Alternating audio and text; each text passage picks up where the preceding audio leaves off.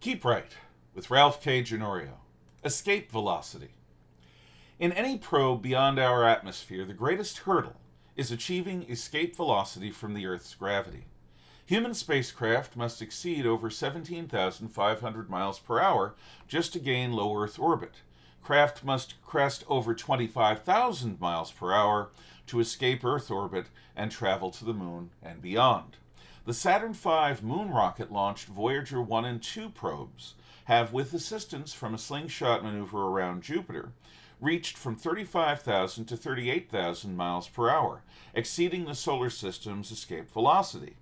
Each has since passed into interstellar space. Amazingly, these man-made objects are still in contact with the Earth a half-century after their launch.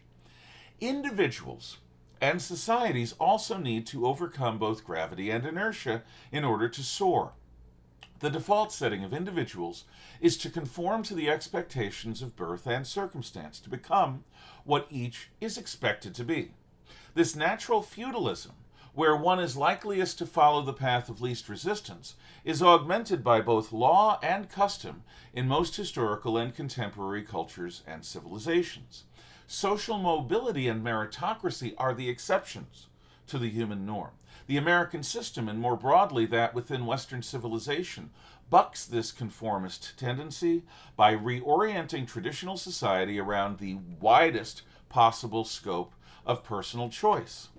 People in our society have the opportunity to do what Vice President J.D. Vance did: overcome generations of Appalachian expectations to become a United States Marine, a Yale-educated lawyer, a United States Senator, and the second most responsible man in the free world.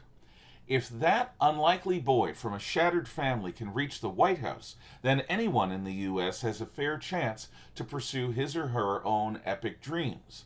The key in doing so is to escape what has been called the soft bigotry of low expectations. It is our capacity to hope beyond logic that constitutes the proverbial rocket fuel in any effort to transcend the circumstances of our birth. In this, we are not in any fashion equal, nor shall we ever be. Our gifts and limitations are much too varied to result in anything like equality of result. However, from our laws to our schools, everything here in the United States calls out for people to imagine grand destinies and pursue them with courage and determination. We champion a rough equality of opportunity, which insists that an individual's personal choices and abilities matter far more than the identity of one's father. We each have it in us to be self-made men and women, success stories lived more on our own terms than within the limits of our origin. Any attempt to transcend circumstances will be against the weight of our own capabilities for self-doubt. This is why the siren song of identity politics is so utterly poisonous. Demagogues spew their sanctimonious despair to harmonize with any vulnerable person's self-doubt or self-loathing in order to gain ascendancy. For Democrats to be able to champion those whom they call the disenfranchised victims of history and society, individuals within these groups are required to embrace their own inescapable incapacity as perpetual victims. The young must be trained to accept that they will never be given a fair opportunity, that the system is stacked against them. The old must be convinced to deny themselves any possibility of repairing and reforming their broken lives. All who wish for any improvement in their circumstances must be brought to pray at the altar of the all-powerful state and its progressive priesthood. Everyone must be catechized in the certainty that only by the state's intervention can just outcomes ever be achieved.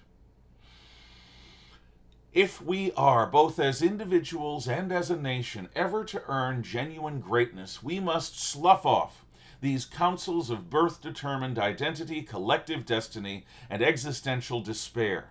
We must achieve escape velocity from the inertia of our own self-doubt and the gravity of parasitical social engineers who demand our obeisance in return for their help.